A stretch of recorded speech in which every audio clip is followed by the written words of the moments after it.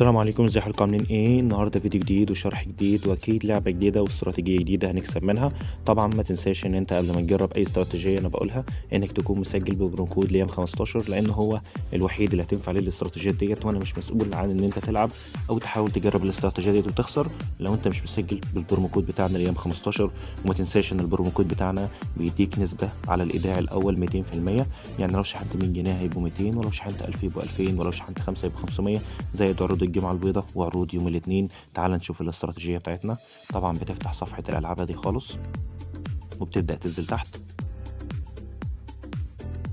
لحد ما هتلاقي عندك لعبة اسمها سيمبلز، اللي هي اللعبة دي اللي عليها رسمة قطة وثلاث غطيان أو 3 كوبايات. بضغط عليها اللعبة بتفتح معايا عادي. ازاي بقى ما اخسرش بيها؟ حتى لو خسرت تكون نسبة الخسارة بتاعتي نسبة قليلة جدا.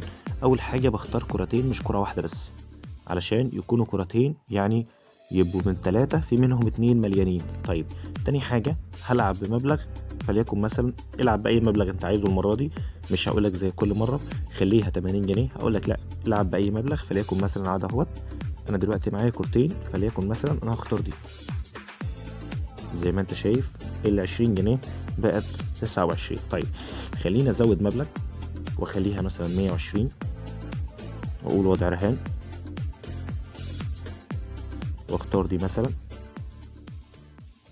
زي ما انت شايف ال 120 بقوا 174. خلينا نلعب واحدة كمان.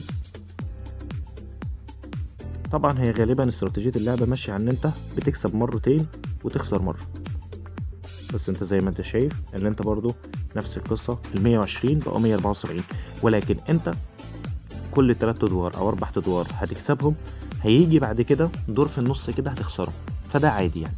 تبقى متعود ان انت دورين 3 هتكسب وبعده هتخسر. ولكن انت اللعبة ديت طبعا لو مشيت على الاستراتيجية دي اللي انا هختار كرتين مش كرة واحدة، واللي انا هلعب بمبلغ، ابدا العب اول حاجة اول دور او اول دورين العب مبلغ صغير، وبعد كده لو عايز ازود هزود تدريجي، هزود تدريجي. طبعا المكسب بتاعك هيكون مضمون ونسبة مكسب كبيرة جدا.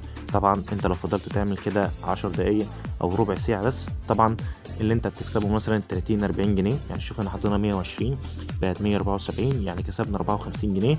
وال50 جنيه ال50 جنيه ديت انت لو لعبت 20 مرة هتبقوا بالنسبة لك 1000 جنيه، لو لعبت 40 مرة هيبقوا بالنسبة لك 2000 جنيه. ال20 مرة أو ال40 مرة اللي هتلعبهم مش هيبقوا معاك 10 دقايق أو ربع ساعة.